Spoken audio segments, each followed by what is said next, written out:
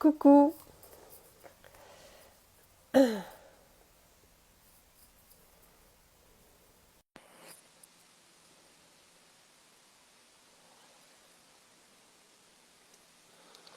Bon matin. Allô? Bonjour. Hey, là, je t'entends super bien. C'est la première fois que je mets des écouteurs. M'entends-tu Ah, bien? ben mais ça, je t'entends bien très fort de mes oreilles. Je vais baisser mon Oui, son un c'est petit peu. ça. Moi aussi. Mais c'est qu'il y a tellement de bruit aujourd'hui autour, là, ici. Il y a eu, tu sais, les arbres qui se sont fait ravager, là. Ouais. Donc, on est en train de les enlever et c'est incroyable. C'est comme un zoo. Ah oui, tout à fait. Dis donc, juste comme ça, toi, l'effet des lunes, puis tu crois-tu à ça? Pas une question d'y croire, c'est une question de constater, c'est pas pareil. Wow! Ben écoute, les marées sont là, tout ce qui contient du liquide va être là. De dire que c'est farfelu, c'est juste une question de sensibilité et que moi, un gars ne sente pas ça. Correct, je suis un gars. Mais la plupart des filles vont sentir ça. Jusqu'à quel point, je ne sais pas. Mais il y a une réalité du mouvement de la Lune sur la gravité, puis dépendant de qui et qui tu es, comment tu es faite, tu vas le sentir. Point. Comment vas-tu? Comment je vais? Écoute, j'ai hâte à demain soir, là, si tu savais comment. Je Euh, te crois. Ça fait pas des semaines, mais je dirais une couple d'années que j'ai pas fait ça. Partir, là, je déplogue tout, je mets des pauses partout pour dire je ne suis pas disponible. Je plonge dans le vide pour me ressourcer et me déconnecter de tout. Oui, c'est vrai qu'on va s'ennuyer. Moi, je vous avoue que j'ai très peur. J'ai très peur que j'arrive pas. Mais, mais en même temps, j'y ai pensé hier. Tu sais, je préparais les questions pour ce matin, puis je t'imagine, et juste de t'imaginer décrocher me fait du bien. Ah ben Et, merci. et je me demande quand est-ce que moi je vais pouvoir m'offrir ça, mais là, c'est de se couper vraiment des médias sociaux et tout ça, là.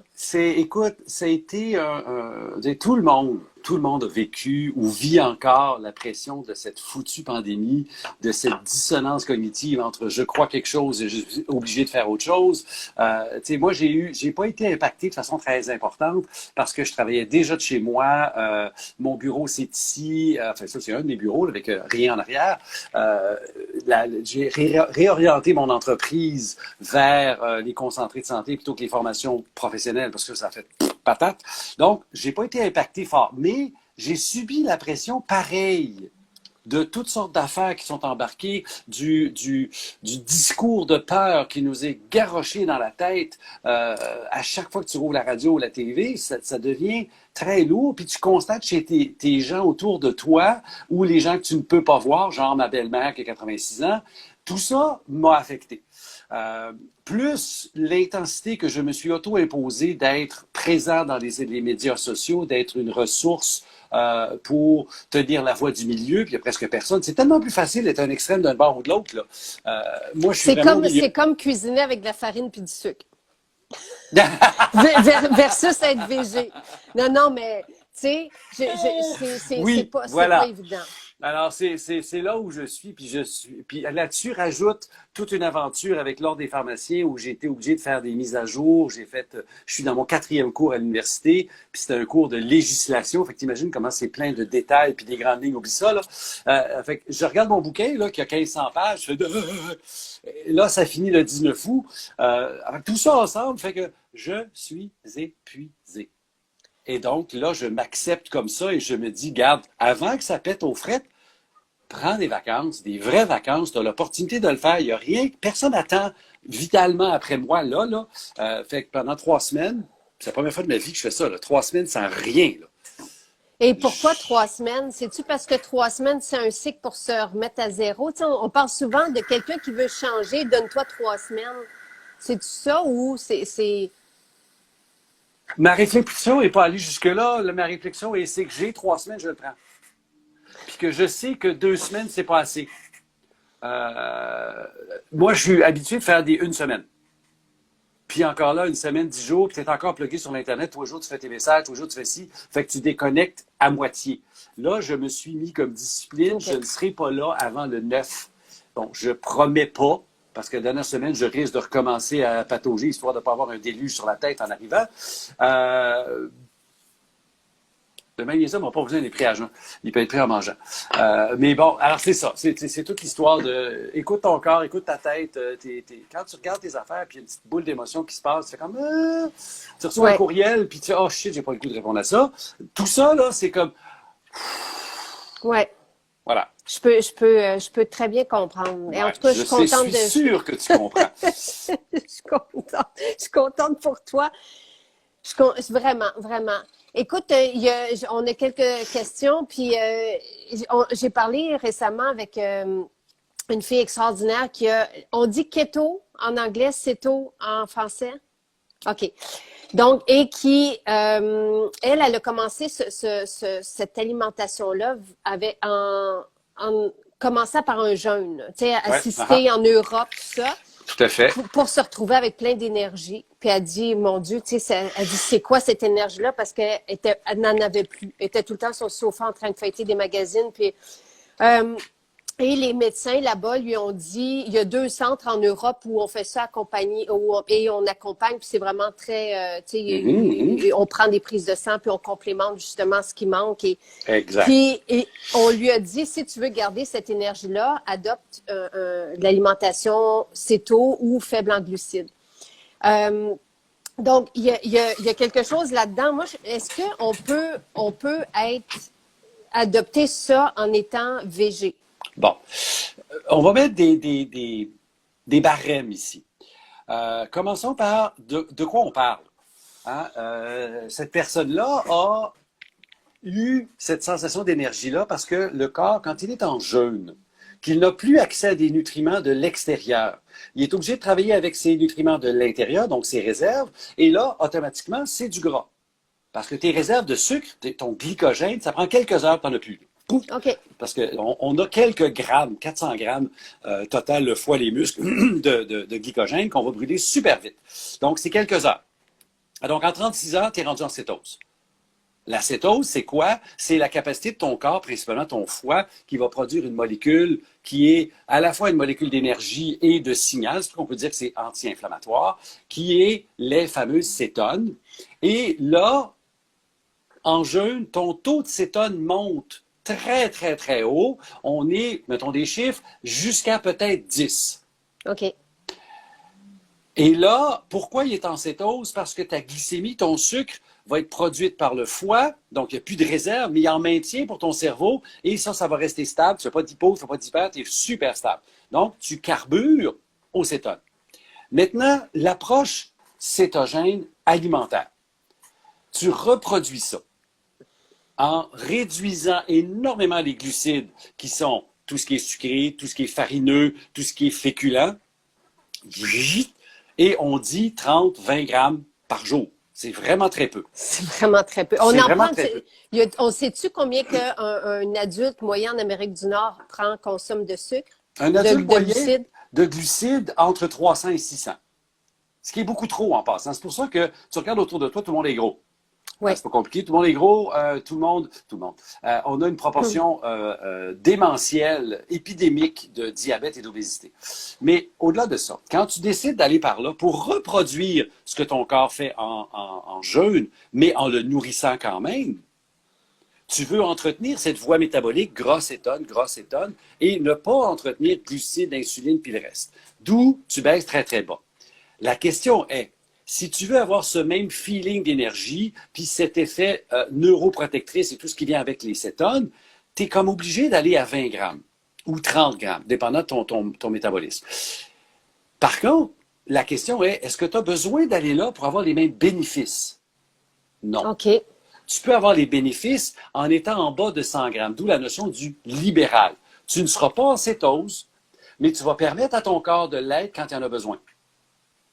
Alors, je m'explique. Quand tu manges à la nord-américaine, à l'occidentale, 300 grammes et plus de glucides, ton insuline est très élevée parce que tu manges des glucides continuellement.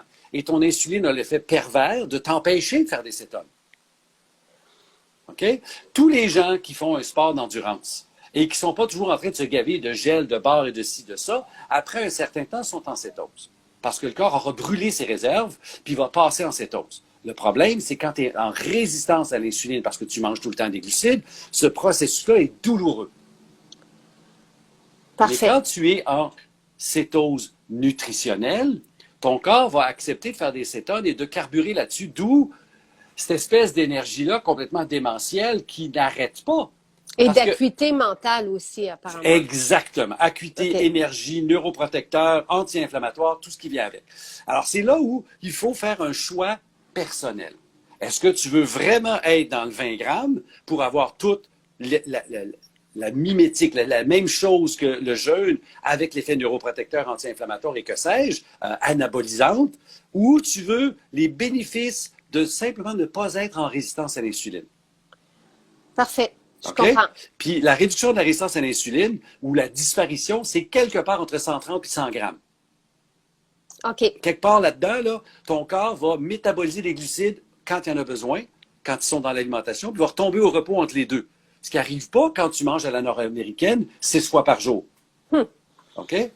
Alors, OK. c'est ça, là. Alors, oui, tu peux, puis là, ta question, j'y arrive, c'est que manger végé à 20 grammes, c'est pas impossible, mais c'est très difficile parce que toutes tes sources de protéines sont aussi des sources de glucides. C'est comme ça que la nature est faite. Alors, c'est beaucoup plus difficile, mais c'est faisable. Par contre, le modéré, le libéral, 50-100, ça, c'est Ça se peut. facile. N'importe qui peut faire ça sous n'importe quel régime alimentaire bien fait. OK. Et l'apport de cétone à Oui. l'extérieur, qu'est-ce que ça peut Ah, ça, c'est faire? d'autres choses, ça. Oui. C'est d'autres choses. Et là, je vois d'où tu viens, où tu vas. Les cétones exogènes, OK? Exogènes. C'est redonner à ton corps par l'extérieur, donc une boisson, une pilule, une poudre, les foutus cétones. Il y en a une principale, il y en a 3 dans mon corps, mais il y en a une principale qui est celle qui va être la molécule de signal, l'anti-inflammatoire, tout le patatras, mais surtout l'énergie.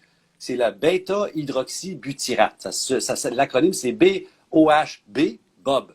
Ça, c'est ton énergie. Ça, tu peux l'avoir en poudre, en boisson, en ce que tu veux. Et là, tu vas avoir un simili-effet cétone. La vigilance va être là. L'énergie va être là. Mais tu ne changes pas ton métabolisme. Donc, ça ne change pas grand-chose sur le moyen ou le long terme. Alors oui, c'est énergisant, puis c'est vrai que c'est énergisant. Puis là, il commence à y avoir des études sur différentes pathologies, excuse-moi, sur l'Alzheimer, sur les problèmes neurologiques, sur toutes sortes de choses avec les cétones exogènes. Le problème, c'est à court terme. Oui, c'est tout. À l'opposé, si tu veux parler d'exogène, puis augmenter tes propres cétones, les TCM, les acides gras, les triglycérides à chaîne moyenne, l'huile de coco fractionnée. Ça t'aide à faire plus de cétones. Mais par contre, si tu es en résistance à l'insuline, c'est un gras. C'est un gras énergisant, mais c'est un gras pareil. C'est pas plus. Tu me suis ou pas là? Je t'ai perdu. Tu m'as un peu perdu. OK, je recommence. C'est-à-dire que si tu prends des cétones exogènes, tu as des cétones dans le corps, ton cerveau, ton corps va l'apprécier, il va faire oui. Tu n'auras pas d'effet à long terme et tu ne changes pas ton métabolisme. Et c'est pas nuisible non plus, c'est pas À néfaste. ma connaissance, non. OK. OK? Parce que ton corps est très, très bien équipé. Le seul temps où les cétones deviennent nuisibles, c'est pas les cétones elles-mêmes. C'est dans le processus qu'on appelle la cétoacidose, qui est une complication du diabète ou du diabète de type 2 avec certains médicaments en particulier, où non seulement tes cétones montent au plafond, donc plus haut que 10, et ta glycémie monte. Puis là, tous tes systèmes enzymatiques décrochent, ton système devient super acide et c'est mortel, cette affaire-là. OK. Là, mais quelqu'un qui prend des cétones exogènes, ça va peut-être lui donner une énergie que ça lui prend pour se mettre à bouger. Donc, ça peut être positivant aussi. Absolument. Il y a toutes sortes d'intérêts. Moi, ce que j'aime pas, c'est tout le discours quasiment magique de certaines compagnies. Puis, tu le sais, dès qu'on tombe dans ce que moi j'appelle les paliers multiples au sens large, où il y a un discours marketing qu'on fait passer comme de la science, puis tu fais comme nous avons les meilleurs produits au monde, des autres sont tous des crétins. Ça, j'embarque pas là-dedans. Par contre, les cétones exogènes, ça a un effet intéressant au niveau énergisant. Mais là où il y a des bémols, par exemple, tu prends ça dans l'espoir de maigrir. Marche pas. C'est une calorie, entre guillemets. Tu es en cétose, tu prends des cétones exogènes pour augmenter ton taux de cétone. Il y a des avantages à faire ça, mais encore là, c'est une source d'énergie externe. Oublie ça si tu veux maigrir avec ça. Par contre, tu es dans le processus d'adaptation. Ce que tu viens de dire, l'énergie doit donner le coup de pied pour partir. Cool, vas-y. Tu as commencé le régime céto, tu veux en prendre. Attention, des fois, il y a des petits effets pervers, du genre c'est un petit peu trop énergisant, puis ça donne des lightheaded qu'ils appellent, là, la tête légère, c'est une mauvaise traduction. Mais ça, c'est vrai, ça va réduire les symptômes d'adaptation. Quoi, tu vas les réduire facilement si tu sais ce que tu fais avec du sel et d'autres choses. À Avec du l'opposé, sel? du sel. Ah oui, si t'es céto, là, mange du sel. Augmente le sel, big time. Parce que ton corps, quand tu es en résistance à l'insuline, l'état opposé, retient le sel. Quand tu es en cétose nutritionnelle, il flush son sel, autant au niveau cellulaire qu'au niveau rénal. Fait que ça te prend plus de sel, autrement tu fais des crampes musculaires, tu as mal à la tête, plein d'affaires. La majorité des symptômes du keto-flu, la grippe, pourquoi le sucre est-ce bon pour... Hein? Non, pour diminuer le sucre. C'est Ah, quelqu'un qui veut commencer à adopter cette alimentation-là, et réduire les sucres. c'est une béquille au sens où tu vas avoir plus d'énergie, mais ça ne changera pas le goût du sucre. La rage de sucre, elle, c'est vraiment... Merci, Cindy. Et Mireille qui dit, mon Dieu, que c'est intéressant et tu es merveilleux, Jean-Yves. Une chance que tu es là. Parce que tu nous dis de prendre du sel et de manger du gras. Donc, quelqu'un qui a une rage de sucre, garochez-vous dans le gras, dans les avocats, dans les noix, dans les Oui, huiles. on a des façons de passer par-dessus. Si on est dans un processus pour réduire les rages de sucre, la dépendance au sucre, blablabla, c'est comme une addiction, cette affaire-là, OK? C'est une vraie de vraie addiction qui a une expression métabolique. C'est pas juste t'as donc pas de volonté. Ça, c'est pas vrai. OK? C'est comme l'alcoolique puis le verre. Mais c'est pas un verre d'aimé, il va le boire. C'est pas de la volonté, là. C'est d'autres choses. Le cerveau qui est aux prises avec la dépendance, l'addiction, je préfère le terme anglais ici parce que c'est plus juste je suis dépendant de. Mon cerveau a changé. Ah, wow! OK? On parle de rewire. Le filage de mon cerveau n'est pas le même. Quelqu'un qui a une dépendance, son filage n'est pas le même de quelqu'un qui n'en a pas. Fait que c'est très difficile de comprendre pour quelqu'un qui n'a pas de dépendance, de dire, ah, voyons, il y a qu'à arrêter de fumer. Et tu ne sais pas de quoi tu parles. OK? Tu ne sais pas de quoi tu parles. Donc, les cétones peuvent aider de façon transitoire. Mais au niveau métabolique, les rages de sucre vont partir quand la résistance à l'insuline va partir. Et donc, il y a un processus qui peut prendre entre quelques heures, 36 heures, jusqu'à quelques semaines. Mais il va partir, c'est clair. Donc, peut-être comme, tu sais, c'est peut-être mieux de commencer par l'alimentation Toujours. versus aller chercher une béquille tout de suite. Toujours. Regarde, puis c'est mon discours avec toi depuis le début, c'est mon discours avec tout le monde. Oui, je suis très supplément, puis ils sont là, pourquoi pas, quand on a des bons, tu sais ce que tu fais. Mais à quoi ça sert de prendre un oméga 3 en supplément si ton huile que tu utilises pour cuisiner, c'est un oméga 6? Il y a un problème, là, tu sais. Alors, tu prends un supplément, mais en même temps, si tu veux que ton oméga 3 soit efficace, il faut que tu prennes conscience des sources d'oméga 6 pour les tempérer, les diminuer. Autrement, ça sert à rien, ce que tu fais. Parfait. Donc, Okay? écoute, Jean-Yves, tu sais, depuis janvier qu'on fait des directs, tout est chiffré. Tu sais, il y a un index de tous les sujets que tu as traités. Oui, j'ai un petit carnet Mais en haut. Puis, c'est incroyable. C'est incroyable. Donc, ça, oui, à un moment donné, tu as parlé. Et tu en parles aussi. Tu sais, il y a oui, un super beau livre et tu parles des gras. Et tu viens aussi d'écrire un texte sur les gras. Donc, si vous êtes abonné, c'est ça, au blog de J.Y. Dion, allez là, vous allez pouvoir... Et le livre, c'est vraiment Bon stress, bad stress. Là, il est comme Bon stress, bad stress pour le trouver. On va le faire tous les deux, là, tu sais. C'est ça, le tien, il est plus neuf. Oui, je le lis pas, hein, je le lis déjà écrit. Des fois, je le consulte, par contre. Ah, c'est vrai? Oui, pour aller chercher des détails, des tableaux, des choses. C'est vraiment complet et c'est vraiment comme la base, tu sais, c'est la base de tout. Et oui, le cerveau carbure au gras. Et toi, tu as adopté justement cette alimentation-là, céto, par rapport au cerveau. Oui, mais écoute, mes motivations sont multiples. La première, c'est pour sortir d'espèce de guéguerre de ma science est meilleure que la tienne. C'est absurde parce que très souvent, les gens qui se confinent là-dedans ont une compréhension très, très partielle. Je m'explique. Quand tu as des études qui soient animales, humaines, tu as des compilations d'études qu'on appelle des revues systématiques ou des méta-analyses. Ça a l'air gros, gros, gros. Puis tu regardes comment c'est écrit, puis tu fais comme, oui, mais les auteurs n'ont rien compris. Alors moi, j'ai voulu sortir de ça, tu sais, mon argument est meilleur que le tien, tu sais, c'est comme mon père est meilleur que le tien dans le cours d'école, là. Ça sert à rien en sciences d'aller par là. Alors, ce que j'ai fait, c'est que oui, je me suis fait une tête, j'ai étudié, puis oui, sauf qu'à un moment donné, j'ai fait, je vais le faire. Alors, je vais le ressentir dans mon corps, puis je vais vous le dire avec mes articles, avec les tableaux de mes chiffres sanguins. Oui, le cholestérol va monter dans les premiers mois. C'est pas grave, OK? C'est vraiment pas grave. Puis ça, je pourrais prendre tout le temps pour vous l'expliquer, mais bon, c'est pas le but. Mes autres motivations. Un, j'ai fait énormément d'hypoglycémie. Mais les hypoglycémies sévères, là, à te coucher sur le plancher. Là. J'étais à la pharmacie à plusieurs reprises, puis pour faire des chiffres, la glycémie, c'est entre 4 millimoles puis quelque chose comme 6. OK? La normale, c'est 4 et 5, puis tu peux monter un petit peu. En bas de 4, on parle d'hypoglycémie. On parle de cliniquement en bas de 3,8. Je suis tombé à 2. Mesuré, là, avec un glucomètre dans ma pharmacie, là. Puis à 2, là, un diabétique fait le bacon à terre. Moi, j'étais en train de servir des clients. Fait qu'imagine comment je me sentais en dedans. C'est quand je t'ai fait les explications du pitbull qui est là ou qui est pas là, là, c'est la même affaire. Tu te sens comme puis là, tu vous arracher la tête à tout le monde, c'est quand que tu réalises, puis souvent, c'est quelqu'un qui te le dit parce que toi, tu le réalises pas. Mange. Oups. Ça, c'est un problème. L'autre problème, bon, j'ai un terrain cardiovasculaire. Là. Mon père a fait de l'hypertension, a fait un infarctus. Moi, j'ai fait de l'hypertension, vous, comme ça, là, labile. Rarement pour rester en haut, mais assez pour être inquiétant, puis assez pour discuter de médicaments avec mon médecin. Et ça, c'est parti. Okay, les 2 premiers sont partis. Puis ça, c'est parce que l'hypertension, c'est d'abord une résistance à l'insuline. Je pourrais vous expliquer ça aussi. Il y a tout un phénomène. On focalise gras, cholestérol. C'est pas ça le problème. Ça, c'est comme la tentative du corps de réparer quelque chose. Mais on n'a pas regardé pourquoi en arrière. En fait, on n'a pas. Le discours ambiant, on ne l'a pas fait. Mais la science est là. Ton artère épaissit, durcit parce que tu as de la résistance à l'insuline. Mais bon. Ça, j'en parle dans mon ami le cholestérol. J'en parle, pas tout à fait celui-là, mais dans Maigrir envers et contre tous, dans mes webinaires où j'explique l'addiction, puis comme c'est important, puis il faut le savoir.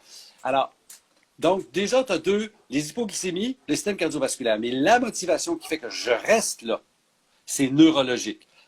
Ma mère est morte d'Alzheimer, son père aussi, un de ses frères, puis l'autre frère, il est mort d'un cancer du cerveau. Fait que tu comprends-tu que c'est une préoccupation. Par contre, je refuse de paniquer. Pour moi, c'est une information et de la même façon que je peux aller prendre le test pour savoir si j'ai le gène ApoA epsilon. Je veux pas. Parce que ça ne m'informera pas plus sur les gestes à poser. Les gestes à poser, je les pose. Que ce soit l'activité physique, la diète céto, parce que les cétones sont neuroprotectrices, puis les travaux de Stephen Connin à Sherbrooke nous le démontrent en plus récemment. Puis c'est là que les huiles MCT embarquent, c'est complètement trippant. Ça augmente ton taux de cétone. Oui! Mais c'est ça. Pour moi, le diabète de type 3, c'est comme ça qu'on appelle l'Alzheimer. Je vais tout faire pour pas avoir ça et aller plus loin que ça. Je vais être un vieux tannant passé 90, pas encore en train de discuter des autres. Marches-tu? Pour notre bonheur à nous. Tu sais, quand tu disais mon père est meilleur que les autres, notre pharmacien est meilleur que les autres. En tout cas, ça, c'est. Puis quelqu'un dit je suis addict, puis tout le monde veut t'écouter. Diabète de type 3, donc Alzheimer, il y en a aussi de plus en plus.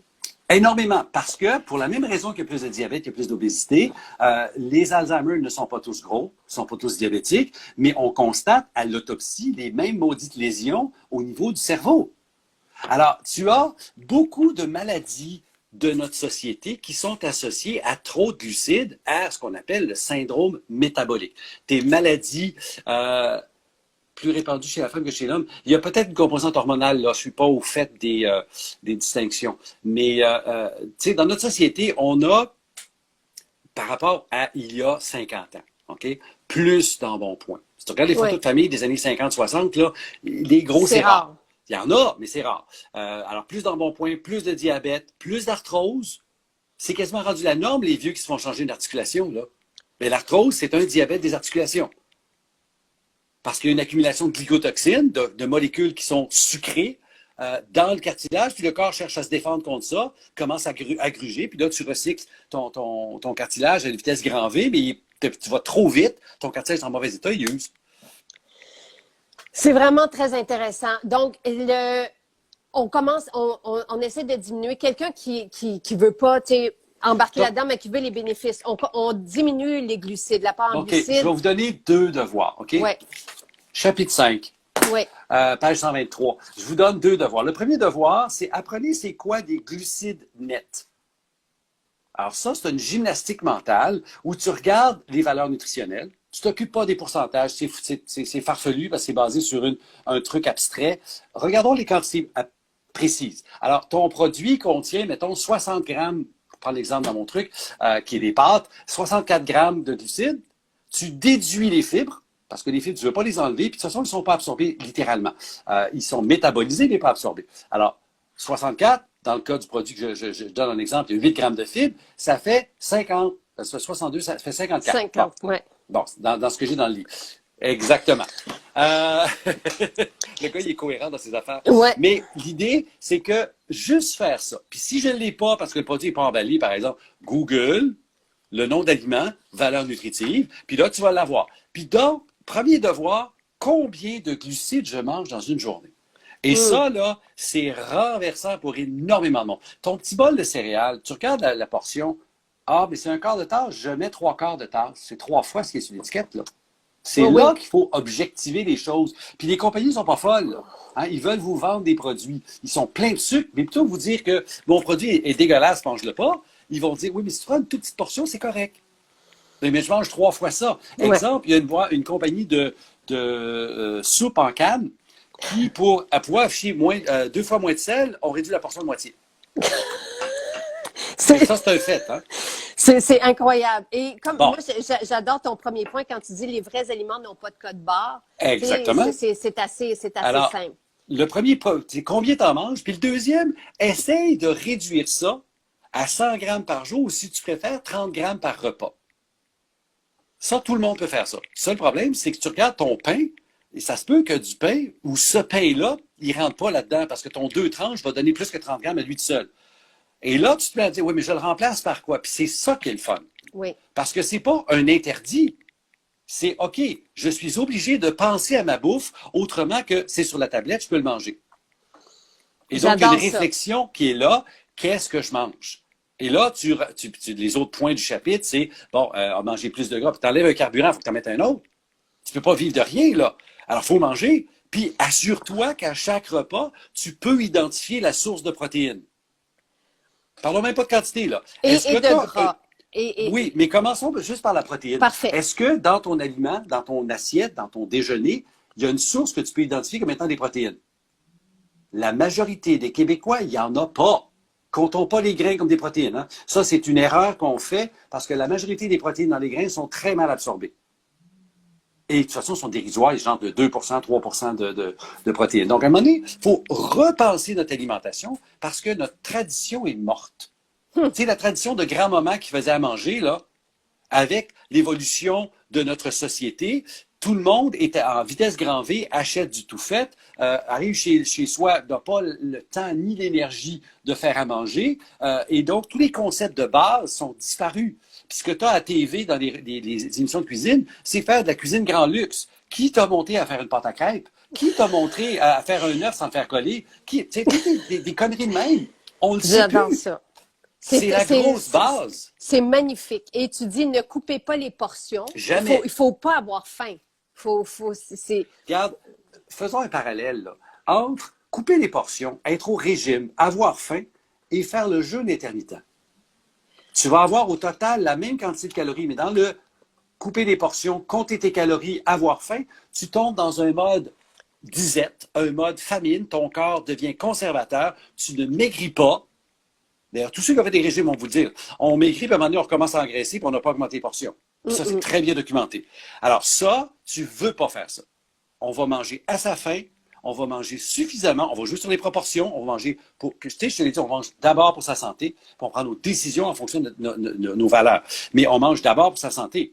Alors, ceci étant dit, la différence avec le jeûne intermittent, où je coupe un repas par jour, ou 2, ou 3, tu sais, puis je mange un jour sur 2, peu importe la technique, tu vas finir par manger moins de calories. C'est clair. Tu ne peux pas tout mettre, mais en même temps, ton corps ne reconnaît pas ça comme de la disette. Il reconnaît ça comme, ah, il n'y a rien. Alors, ton métabolisme baisse presque pas. Il baisse un petit peu, mais presque pas. Tu fais du jeûne intermittent. Et là, tu vas apprendre à aller chercher tes réserves. C'est plus efficace. Il y a quelqu'un qui a dit, Madame Desjardins a dit que sa nutritionniste lui a dit qu'elle faisait du diabète parce qu'elle prenait pas assez de glucides. Oui, il y a encore des gens qui colportent la notion que le diabète, c'est parce qu'on mange trop gras. Euh, écoute, le diabète, c'est quoi? C'est ta glycémie qui monte. La glycémie, c'est quoi? On entend le mot glucose dans glycémie. C'est ton sucre. C'est parce que tu manges trop de glucides. La seule personne chez qui c'est pas vrai, c'est le diabète de type 1 ou le diabète auto-immun, parce qu'il y a plusieurs types de diabète. Alors, ces gens-là, le pancréas ne fournit plus. Mais tous les autres, qu'on appelle diabète de type 2 avec 15 000 acronymes différents, c'est parce que tu es en train d'épuiser ton corps à manger trop de glucides. Mais Et oui. ça, la science est très claire. Et Alors, c'est assez logique. oui, et les gens qui colportent ça, là, que tu manges pas assez de glucides, c'est comme, excusez, aller retourner dans les bouquins de physiologie. Je parle même pas d'études cliniques, là. Va voir comment ça marche. Il y a beaucoup de personnes qui ont des symptômes, tu sais, donc tu leur dis, ou des conditions, Bon, des syndromes, ça, tu leur bon, le dirais-tu d'aller syndrome de voir leur Gilles. médecin? Bon, c'est toujours bien de savoir où se situer, OK?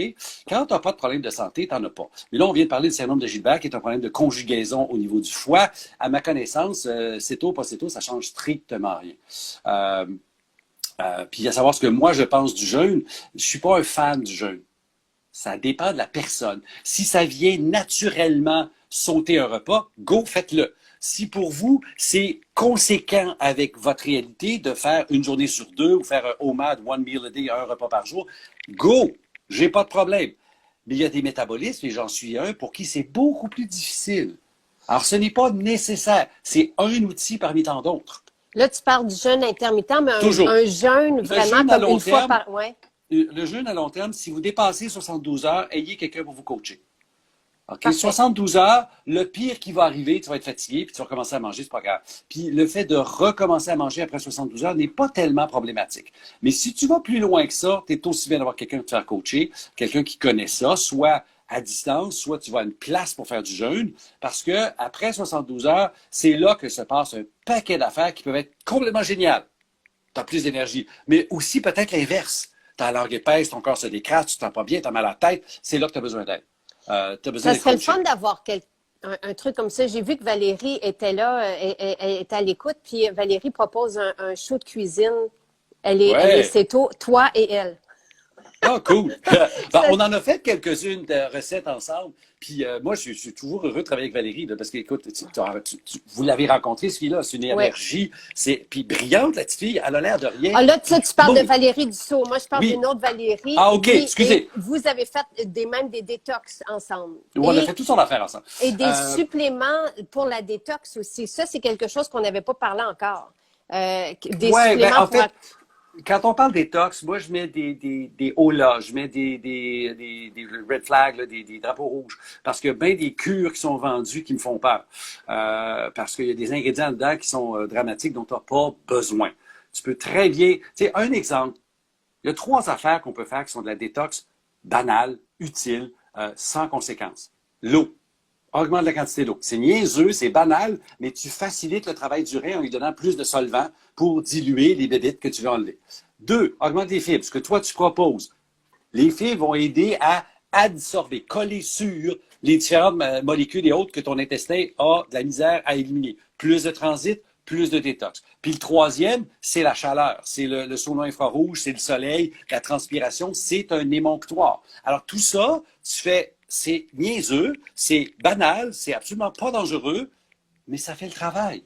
Et, tu sais, est-ce que c'est bon de prendre des minéraux ou du sel après, tu sais, des séances de sauna? Tu sais, est-ce qu'on évacue aussi des minéraux? Réponse oui. OK. Dans ta transpiration, il y a toujours du sel. Je vous l'ai déjà dit il y a quelques fois, quand je pense que c'est une période où on était en canicule. L'erreur qu'on fait, c'est de donner le message à tout le monde, surtout les personnes âgées, buvez, buvez, buvez, sans leur dire prends plus de sel. Ah. Et là, tu ramasses des gens qui ont bu en masse, mais qui se ramassent évanouis. Faudrait t'avoir en publicité là, sur les grandes chaînes qui dit prenez du sel. Tu sais, parce que Jean-Yves, Oh oui, c'est ça. Puis on n'entend pas ça. Ben, je le sais Nulle qu'on part. ne l'entend pas. Puis le problème, c'est que si je sors très, très, très média, tu peux être sûr que quelqu'un va arriver à l'opposer puis il va dire le contraire. C'est Mais sûr. je vais te donner un exemple. Marathon de Montréal, ou tous les marathons de la planète où il fait moindrement chaud, dans les derniers kilomètres, tu as toujours du monde qui s'écrabouille. Mhm. Ils s'évanouissent. Qu'est-ce qu'ils font? Ils n'ont pas manqué d'eau. Ils en ont eu assez. Le problème, c'est qu'ils ont manqué de sel. Et là, ils font ce qu'on appelle, excuse-moi, ils font ce qu'on appelle une encéphalopathie hyponatrémique. Traduisons en français maintenant. Encéphalopathie, maladie du cerveau. Hypo, manque, natrime, natrum, sel. Il manque de sel. Donc, le cerveau va enfler, ils vont s'évanouir. Ben voyons. Incroyable. Donc, toi, tu as toujours ta salière à portée de main. J'adore ça. Et ici, là, le chapitre 5, hein, La bouffe, oui, chapitre 5. C'est ça, l'alimentation qui fait du bien. Tu parles aussi des gras, un peu ce que tu as dit tantôt, les laitages, tu sais, l'assiette idéale, tout dans ça. les laitages, je dis si vous les tolérez. C'est ça. Parce qu'il y a C'est beaucoup d'intolérance aux produits laitiers. Moi, je suis pas un absolutiste, là, tu le sais, je suis toujours en train de faire de la nuance. Puis, il y a beaucoup de gens, j'en suis un, mais je ne vous pitcherai pas ma réalité en pleine face, là. Alors, il y a beaucoup de gens, surtout les gens qui ont des douleurs, tu sais, des douleurs diffuses, maladies inflammatoires, mais, tu sais, j'ai mal partout, je suis raide le matin, pense-donc à couper les produits laitiers. Et les sinus aussi, tu sais, quand les mucus, quand tu es congestionné, la peau parle beaucoup aussi. Moi, tu sais, si tu as quelque chose sur la peau, des plaques, des rougeurs, des boutons, ça ne devrait pas être là. Fait qu'à mon avis, il y a souvent une... On est à la même place. Parfait, super. Quelqu'un qui veut perdre du poids. Oui. C'est pas dans mon discours, mais j'aime pas parler de perte de poids parce que j'aime pas mais j'aime l'idée d'un style de vie qui va faire du bien. Oui. Mais est-ce que d'aller bouger, d'aller suer quand on est à jeun, est-ce que ça peut faire une différence? Ou c'est pas recommandé? Bon, OK. Là, je vais encore aller. Je ne peux pas répondre blanc ou noir à cette affaire-là. Parfait. Il y a des gens qui répondent blanc ou noir. Oui, faire de l'activité physique à jeun, c'est plus efficace parce que tu vas chercher tes réserves directement. C'est vrai. Par contre, si tu dépasses un certain seuil, tu peux tomber dans les problèmes de style. Oui, herbamère est une bonne source de sel. Le problème, c'est qu'il n'y a pas d'iode dedans. Moi, je suis un tenant mordicus d'avoir de l'iode dans mon sel parce que les sels de mer n'en ont pas et qu'on a besoin d'iode. Ceci étant dit, faire de l'activité physique à jeun, c'est plus efficace pour aller mobiliser tes réserves. D'ailleurs, les coureurs vont tous te le dire. S'ils vont courir après avoir mangé, ils se sentent tout croche, 3 heures plus tard, ils sont corrects. Puis ils ont accès à leur énergie. Mais le à jeun, le matin, là, c'est pour amateurs avertis. Parce que moi, j'ai fait ça pendant très longtemps. Je faisais mes exercices le matin à jeun, je déjeunais après. Pour toutes sortes de raisons, j'en ai déjà compté une partie, je suis plus capable de faire ça. Je déjeune, je prends mon café, je fais mes exercices après. Quand tu métabolises durant l'exercice, tu vas aller chercher tes réserves, tu vas aller chercher l'énergie directement dans le système digestif quand ils sont accessibles, quand ils sont dans tes réserves, quand il n'y a rien dans le système digestif. Alors, c'est deux façons distinctes. Alors, dépendant des recherches que tu lis, tu vas trouver que oui, c'est plus efficace à jeun, mais au total, ça ne change pas grand-chose. OK. Et pour revenir au cétone exogène, l'huile TCM peut faire sensiblement la même chose. Donc, c'est une... Si et seulement si tu n'es pas en résistance à l'insuline. Parfait. Et on peut avoir un indice qu'on peut être en résistance à l'insuline si on a un tour de ventre. Bon, le critère le plus simple à regarder, c'est dans les dernières années, est-ce que ton tour de taille a augmenté tout seul sans que tu fasses rien? Tu es en résistance à l'insuline. Okay. Surtout les gens, puis surtout les femmes, mais surtout les gens qui ont fait des régimes qui, peu importe, c'est du yo-yo, vous êtes en résistance à l'insuline. On va y aller. Si vous avez accès à vos tests sanguins, vos triglycérides montent, puis votre bon cholestérol HDL baisse, ça, c'est la résistance à l'insuline. Et résistance à l'insuline, c'est comme une introduction à comment tu dis ça? C'est une santé métabolique. C'est ça. C'est le début. Avant, santé métabolique d'un bord, tu progresses de plus en plus résistance à l'insuline. Après ça, ça s'appelle le syndrome métabolique. Tu progresses, c'est le prédiabète. Après ça, c'est le diabète. OK? Donc, c'est toute la même chaîne qui est là avec trop de glucides en proportion du reste dans ton alimentation. Donc, on fait quoi si on pense être en résistance? De toute façon, c'est bon pour tout le monde et il n'y a pas vraiment de danger de couper des glucides. Je reprends mes devoirs de tantôt. Ouais. Le premier devoir, c'est combien t'en manges? avec le calcul des glucides nets. Donc, c'est une gymnastique à faire quelque temps pour savoir, OK, c'est ça que je mange. Ben, ça se peut, hein, parce que quand tu es rendu à 300 grammes dans ta journée, puis ton corps métabolise mal à partir de 135, vas-y pas, descends.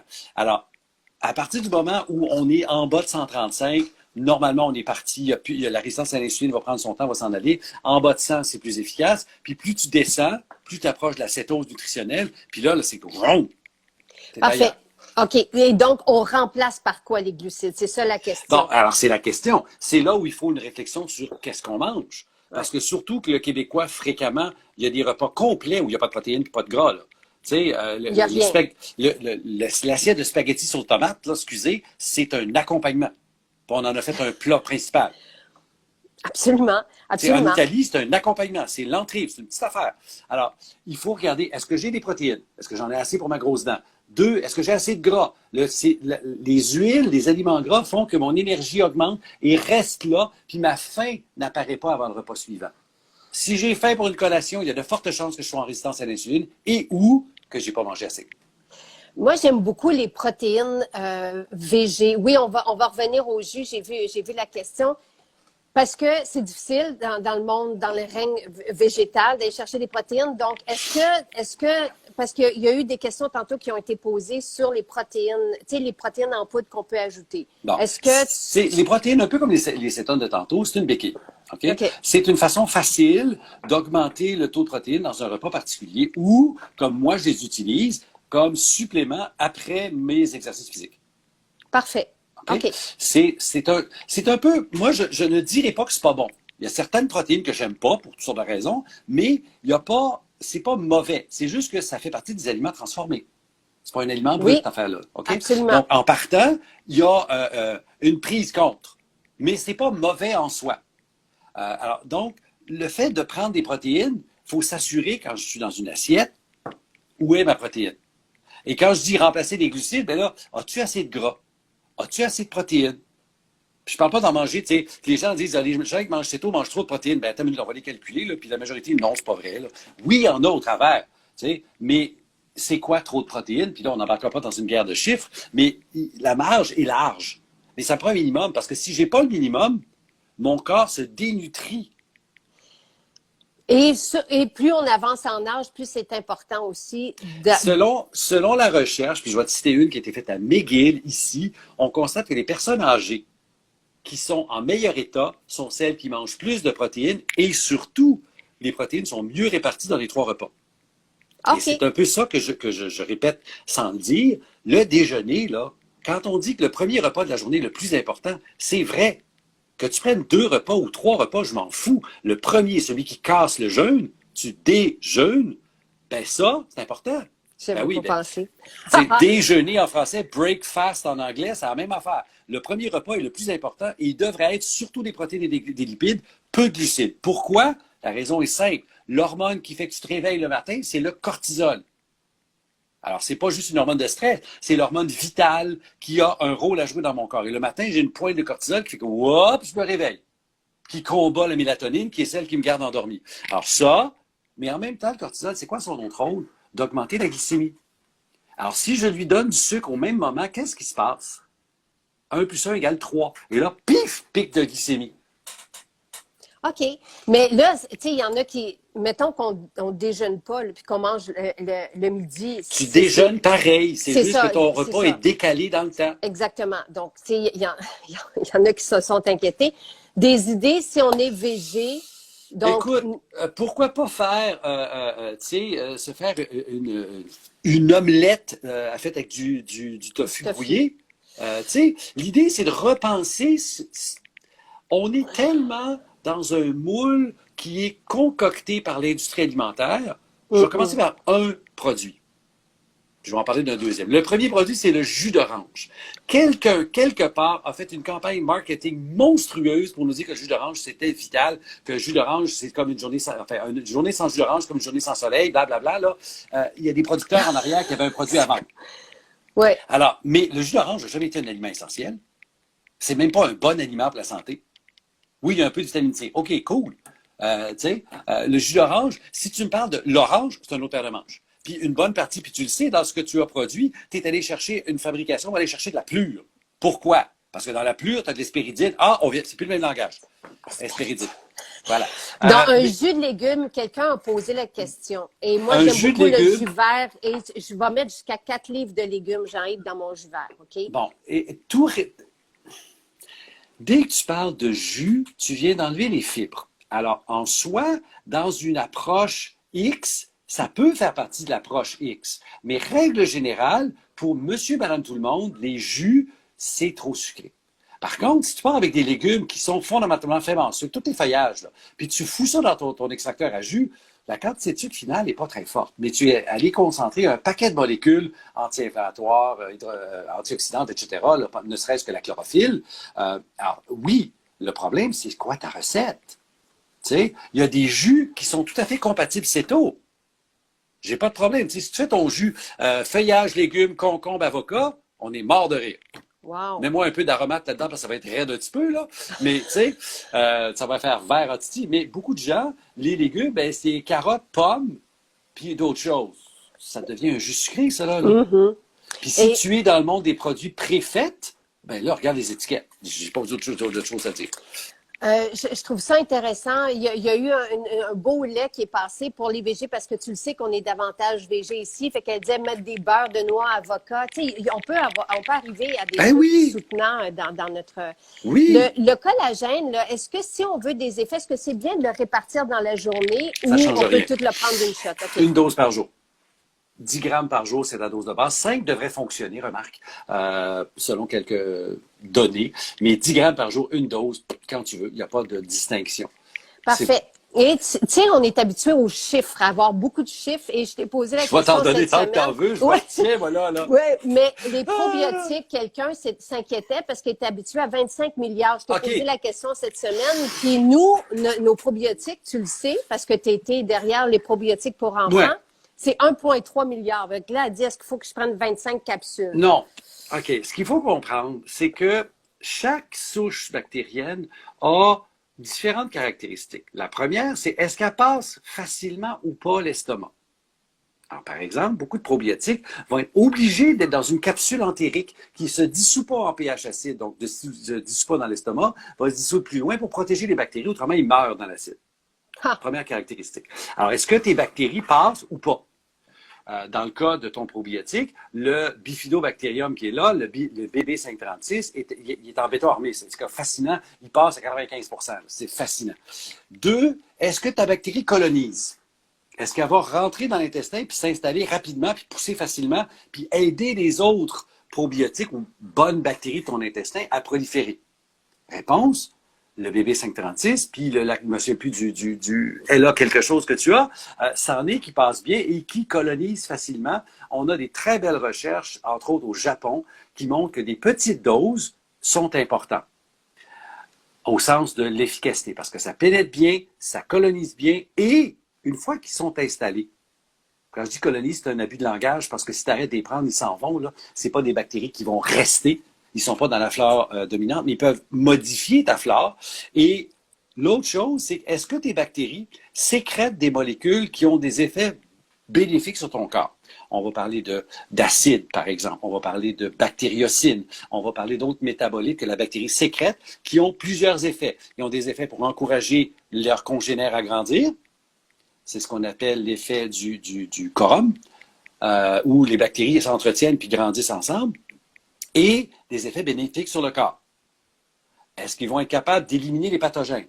Et c'est là où tu vois toutes sortes de produits sur le marché qui sont en fait des génériques avec des bactéries qui n'ont pas de documentation, c'est là où la guerre de mon probiotique est plus gros que le tien. Parce qu'on n'a pas nécessairement besoin de 50 milliards par jour, puis dans certains cas, c'est même pas pertinent de le faire. OK. Et probiotiques, tu as déjà dit, corrige-moi si je me trompe, qu'on les prenait à long terme. Tu sais, la durée est beaucoup plus importante que l'intensité. La fréquence et la durée parce que, ce que je viens de te dire, le probiotique, il colonise, entre guillemets, le temps qu'on le prend. Le problème des probiotiques liquides, c'est que les seules bactéries qui t'offrent un liquide ne sont pas nécessairement les bactéries qui sont les plus bénéfiques pour la santé. Il y a un problème technologique, là.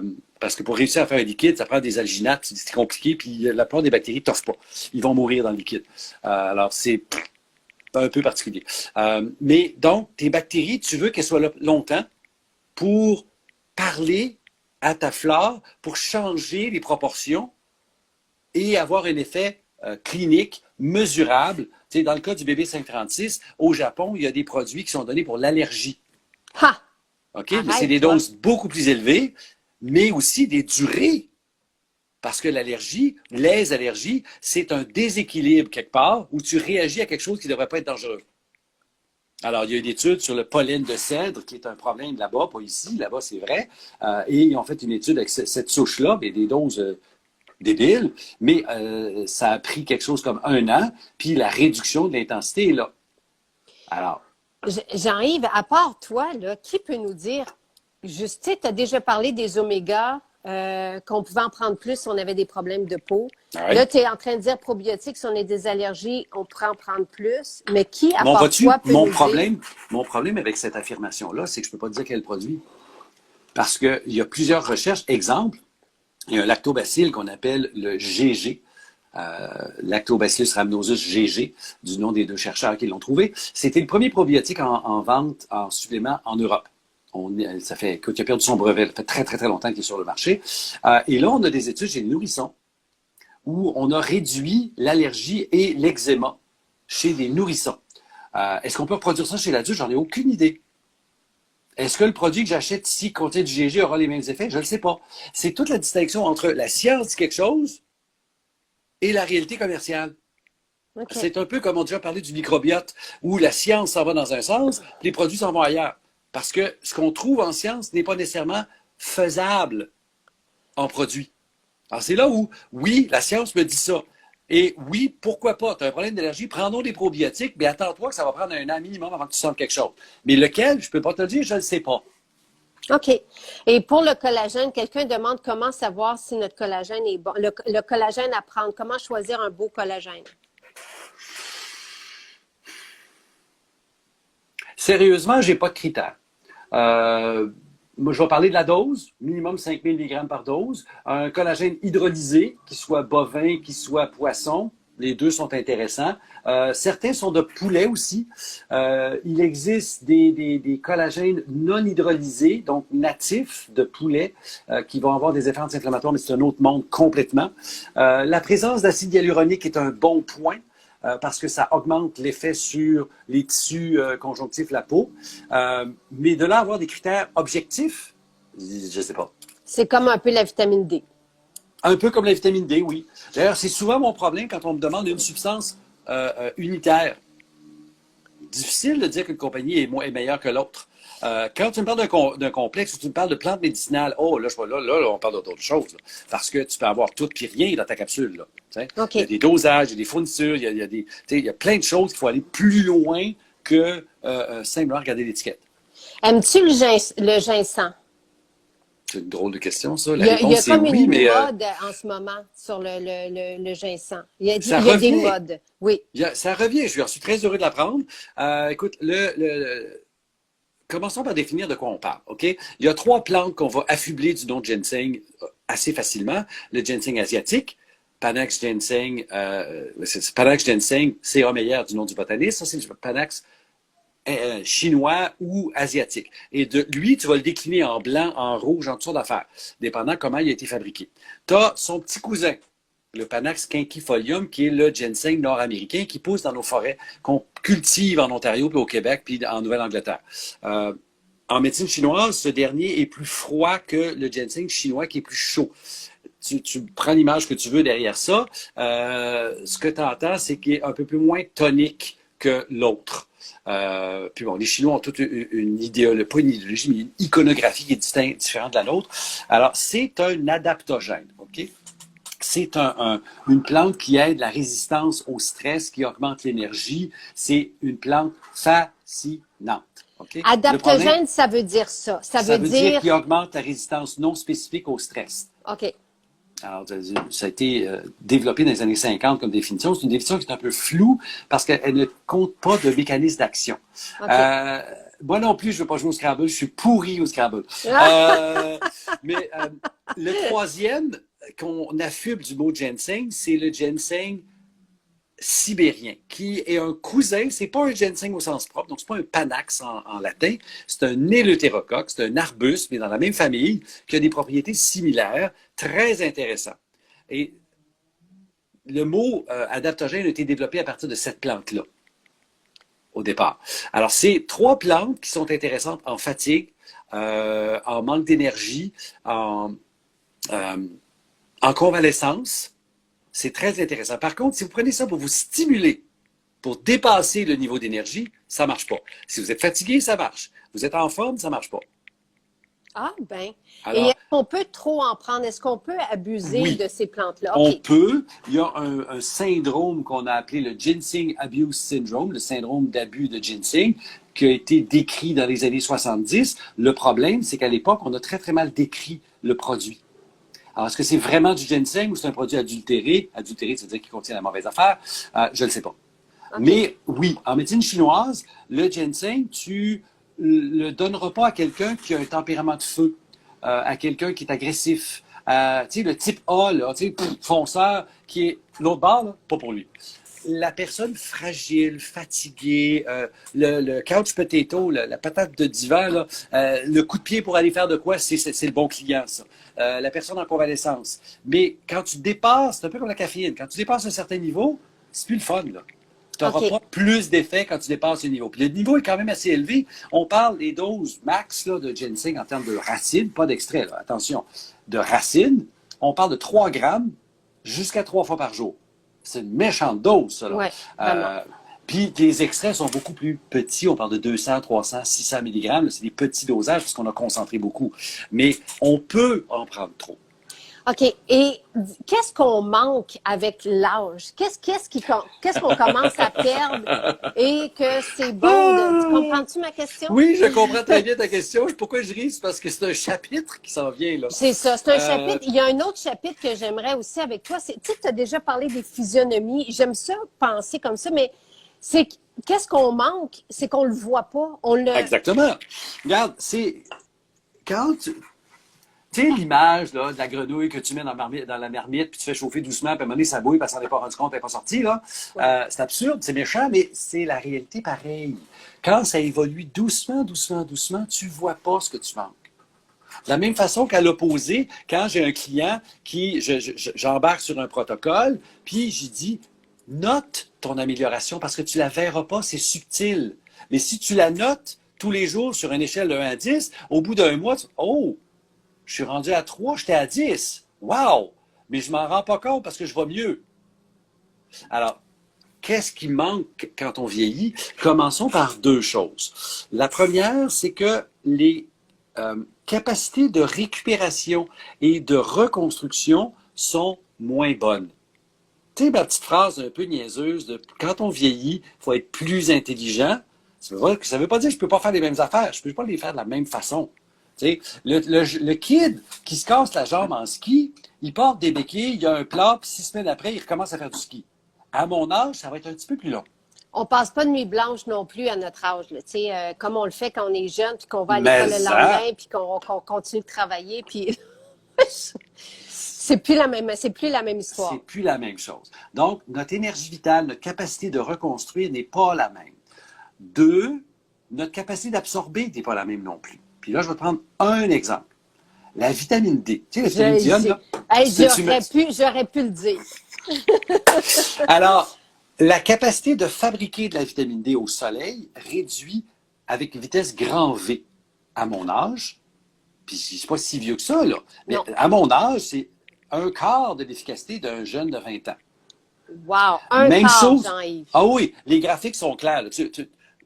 Le jeune, parce que l'étude à laquelle je fais référence, tu as 2 beaux graphiques. T'as le graphique des jeunes, on leur donne une dose standardisée avec une machine, une dose d'ultraviolet mesurée, donc on sait exactement que tout le monde a la même dose. Puis là, tu vois une belle pointe de vitamine D sur quelques jours chez les jeunes et chez les vieux, et il y a facilement 4 fois d'écart.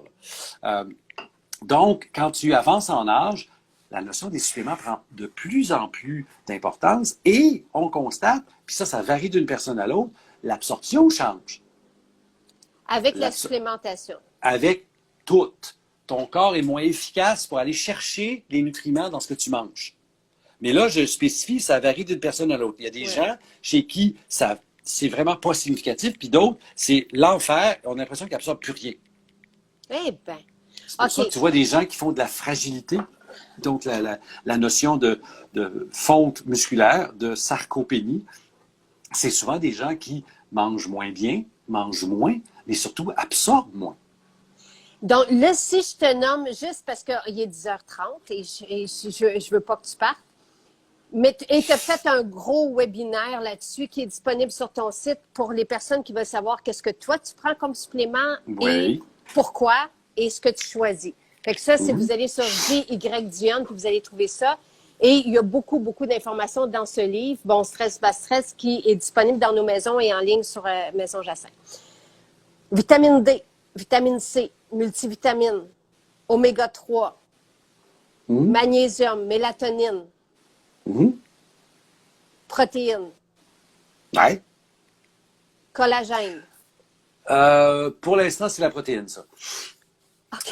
Parce qu'à mon âge, mon but à faire des exercices, c'est pas tellement de faire un concours de culturiste, c'est de rester en santé puis d'augmenter mon énergie. Donc, la structure qui a le plus besoin d'être entretenue, c'est les articulations. D'où le fait que la protéine que je prends après les exercices, c'est du collagène plus que du petit lait ou d'autres choses. Tu peux rajouter des trucs plus interventionnistes, là, resveratrol, par exemple, curcuma, tu sais, que sais-je. Il y en a des choses. Hibiscus. C'est plus ponctuel, ça. C'est pas une discipline. C'est le genre de boisson que je vais prendre intéressant parce qu'il y a des effets tout à fait, puis ça goûte bon. Parfait. Huile TCM. Oui, remarque là, ma bouteille est vide. Je vais dû pour en commander. Mais d'accord.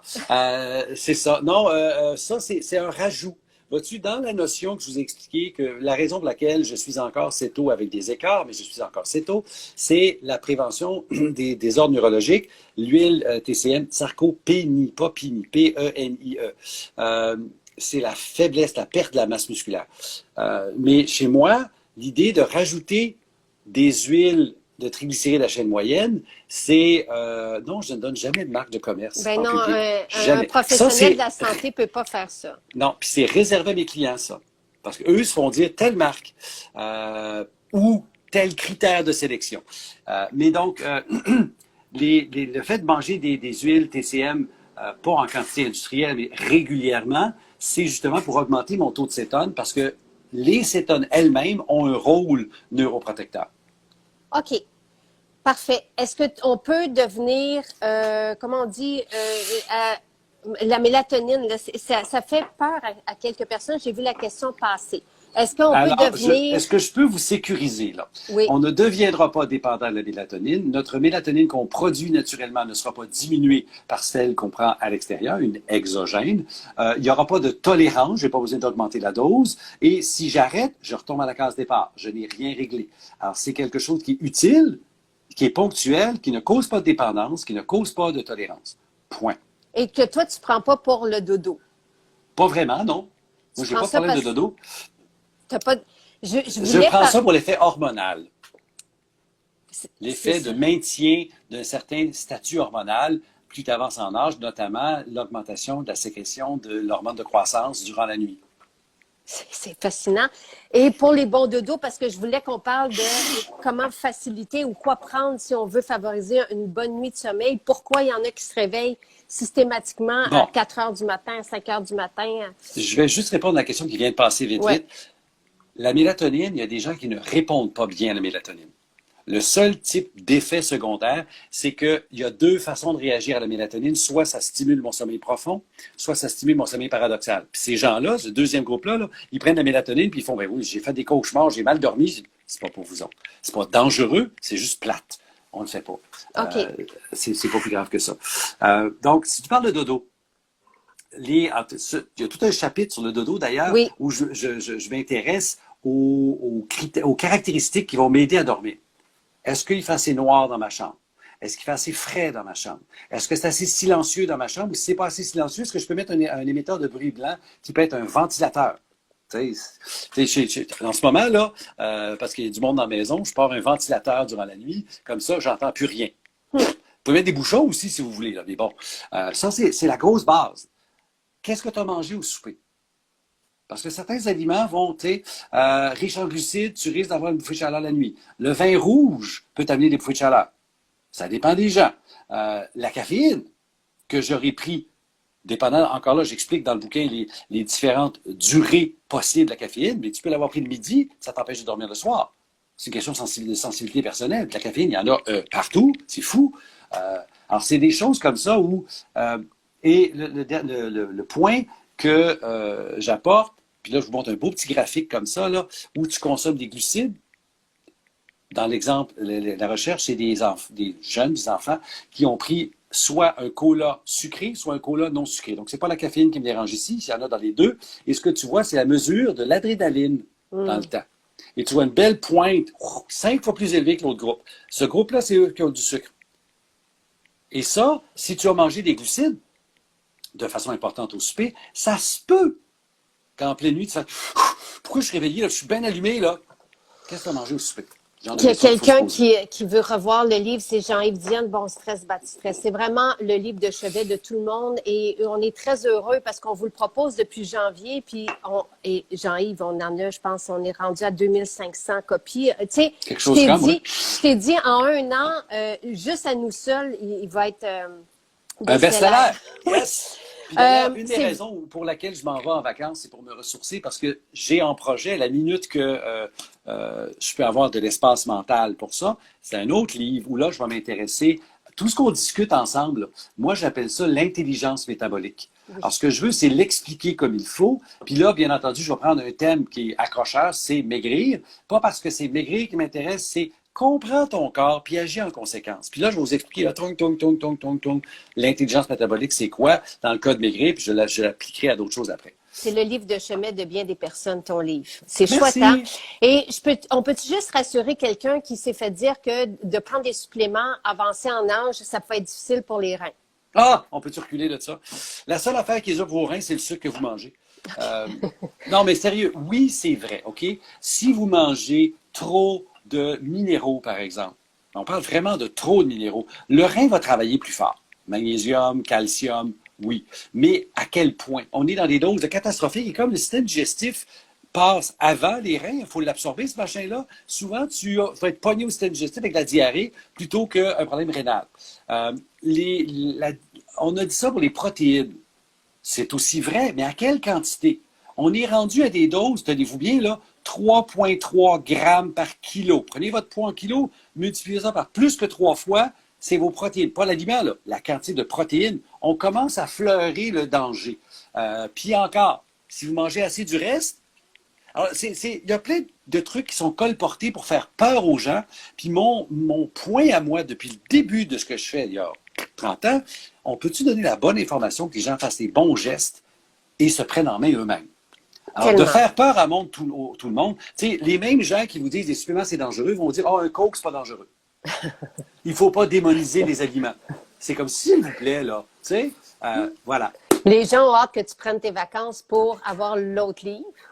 Et tu es une ressource en or, Jean-Yves. Merci, Stéphanie. Tu vas nous manquer parce que depuis janvier, on se voit toutes les semaines et c'est tellement enrichissant. Et là, on a tous les directs qu'on a fait sont sur le site. Et vous avez même à chaque minute qu'est-ce qui a été abordé comme thème. Mais on est content pour toi. Ça va te faire du bien. Merci beaucoup. Vraiment, vraiment, là, j'ai hâte que tu nous expliques qu'est-ce que ça fait juste pas avoir de téléphone, par exemple, pendant une journée. Ah, ça, regarde, je vais faire une crise de sevrage, c'est clair, là. C'est clair. Le faux mot, là, c'est ça? F-O. Fear of missing out. Puis Ouais. l'autre, c'est en tout cas, peu importe. On est tellement programmé à aller chercher de l'attention là-dedans. Puis moi, ben, je peux pas le nier, il y a ce côté-là, là, qui est flatteur. Les gens me trouvent intéressant. Oui, c'est très flatteur, mais en même temps, je ressens une responsabilité de répondre. Et c'est cette responsabilité-là que je veux déconnecter parce que je trouve ça fatigant. Oui. Mais en même temps, il y a cet accro, il y a une addiction à ça. Là. Absolument. Puis là, je me donne comme défi, je n'en fais pas. Ça serait chouette d'avoir un journal, tu sais, pour voir qu'est-ce qui se passe, qu'est-ce que tu vas, qu'est-ce que tu vas de trop. On décroche. Tu nous le raconteras. Tu nous le raconteras. On s'en T'as bien parlera raison. dans la semaine du 9 où je reviens sur Terre. Absolument. Et Là, je m'en vais dans le bois. je te souhaite tellement là, un beau 3 semaines. Vraiment, Merci vraiment, beaucoup. vraiment. Et merci pour tout ce que tu nous as transmis et que tu vas continuer de nous transmettre. Ah, c'est sûr. Bon repos. Bon repos. Merci beaucoup, puis merci à tout le monde. Salut. Bye Portez-vous bye. bien.